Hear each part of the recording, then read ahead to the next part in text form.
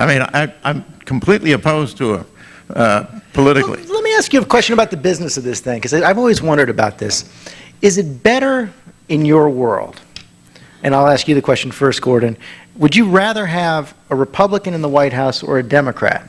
I would rather have a Republican, assuming that Republicans subscribe to the general principles of. But then you lose all your edge. Then you lose. What? Then don't you lose all your edge and all the friction in the show? You know, no. But I like to think that the people that I talk to are pretty smart. And you know some of the smartest guys. I have this huge following amongst 18-wheeler pilots. I mean, they're there, you know, they're doing mile after mile after mile, and they're thinking all the time. I got to give you credit. I don't think I've ever said this to you, but I did your show when my book came out. Your show sold a lot of books. Well, thank you. I appreciate that. It doesn't matter who's in the White House. You know, when we started Progressive Talk back in January of '04, everybody was saying, well, gosh, after the election, what are you guys going to have to talk about? Well, here we are in '08, and we're doing Trump. So you don't think it would be tough for you if Barack Obama wins? You've got to have, it's got to be fire in the belly. You've got to have a great take. You've got to have passion. You've got to get after it. You've got to do a great radio show. It doesn't matter who's in the White House. It's the issues. It's the people. Yeah, Ed is absolutely correct on that. Listen, we're getting away from the fact that good, bad, or indifferent, who and what we are talk show hosts. And if you're not going to go in there and deliver 3 hours of entertaining and compelling radio, it doesn't matter what side of the aisle I guess what I'm asking, isn't it harder when the people in power, you basically agree with them? No, because our job is to poke and poke. We were on defense the whole time. I got to go on with George on this one. I think it is harder. That doesn't mean you can't do it, and a good host can still do it, but I think it is automatically easier if the incumbents disagree with you. Just as you, as a citizen, you may hope they all agree with you, but as a host, it is easier. Not impossible to do it the other way, and good hosts do it, but it's easier. Yeah, you've always got Congress, you've always got other issues to talk about. I think Clinton was too big of a target. There was Clinton fatigue in talk radio, and you saw ratings go down sometimes. But see, but we couldn't not talk about it. But I was in the White House at the time, and when the ratings started to go down, and we attributed it to the fact that the Republicans took over in Congress and Newt Gingrich took over, and then that did make it more difficult for talk radio at the time. And I think that's what will happen here. I think that you go into defense, and I think that you have just as much to talk about defending and dealing with the fact that everybody else is going to be going after them if it's a Democrat. Exactly. And you can deal with how ludicrous their attacks are and unfair and all of that. I don't think it changes anything at all. May I just say, though, Barack Obama's presidency, great for the country, terrible for comedy. I don't know where the funny is there. We're going to have to look. McCain's going to be challenging. How about you all? Anybody out there have any questions? Wanted to bring it out. Go ahead.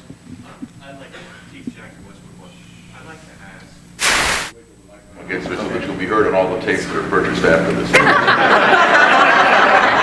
Keith Jackson, Westwood One.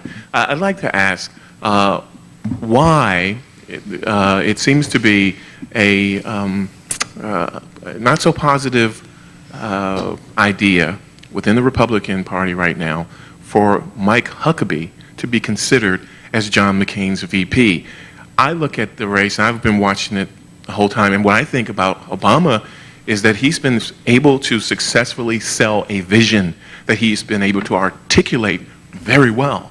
And more than any issue, people are drawn to him for vision and that articulation. Our best communicator in this, well, I say our, I'm a Republican, but the Republicans' best communicator throughout the entire campaign has undoubtedly been Mike Huckabee. So why the resistance?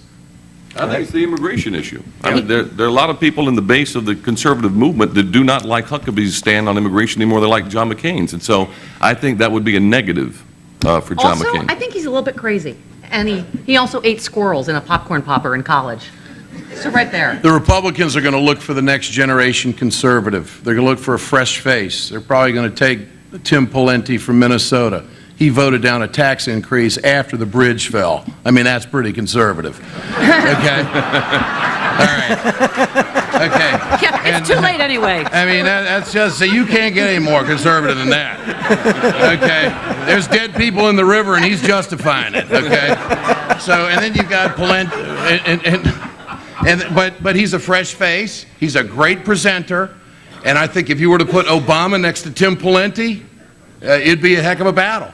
And they want somebody that the country doesn't know. Minnesota is in the balance, blue and red. He's big on the war. Jeff, he's big on illegal immigration. Jeff, So I see someone actually auditioning for this, for VP now, and I want to ask another question about Mike Huckabee. But first, Mitt Romney's the only guy out there who's actually saying, yeah, I want to be vice president. And nobody wants it. Nobody likes him. Yeah, well, listen, Romney's conservative credentials were in question as well, and so I think it's interesting. And by the way, I don't think Huckabee was our best communicator. I think Fred Thompson was when he was conscious, and that was the problem.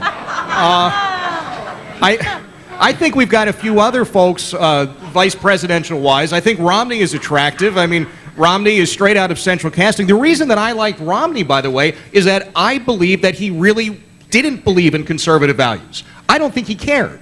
I think that he was so focused on business that he would have been willing to let people who were really conservative handle issues that involved conservative principle, and he would have been focused on numbers. I think we've got a few folks from the South, though. You've got Jim DeMint, you've got Mark Sanford, who are very, very attractive candidates coming out of South Carolina. And, you've got Phil Valentine. And we've got a lot of stuff. If the economy is going to play a big part, then Romney is a natural. And I think he was probably the best communicator, in my view, Romney. Unfortunately, a lot of people crossed over, and, when McCain won the key primaries when he had to, and it snowballed. How about But an I out of the think Romney box? would be a good pick. How about an out of the box idea for John McCain? Two possibilities. He's got two new chairmen of his victory committee, Carly Fiorina and Meg Whitman. Either one work? Guess that's I think a no. Carly Fiorina, when people know Carly Fiorina's story, it's a great one. I've got another option for McCain, which is to step aside and let an actual conservative be our nominee this year. That's just me. How about on the Democratic side? I made a bet on Good Morning America about 2 months ago now that if Obama got the nomination, the other way around, if Hillary got the nomination, she would ask Obama, he would take it. And I still think that's true. I think the pressure for the two of them to come together is enormous. Yet I just came here from interviewing Speaker Pelosi, and I'll start with you, Reverend Al, and she is so convinced that it is an absolute impossibility. That it's kind of scary, her confidence in this. What do you think about the whole dream ticket idea? I mean, I think that if you would talk to either of them, which I have, they would say no. Well, what else are they going to say? I think, well, Hillary's going to say yes. But I think that if we continue going down the road as close as it is, let's say Clinton wins Pennsylvania and superdelegates or whatever, I think that she needs Michigan or Florida to come back, though, to have any chance. I think it's still within the realm of the possible. I'm not convinced Pelosi is right there. It's still within the realm of the possible.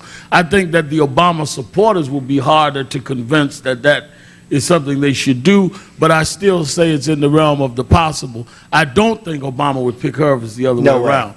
But I think that if the problem is, and I hate to agree with my conservative colleagues on this panel, the problem is I think a lot of Democratic voters would be so disillusioned if it is perceived that Clinton got it with some backroom deal, it would almost not matter. I don't think that's possible, though.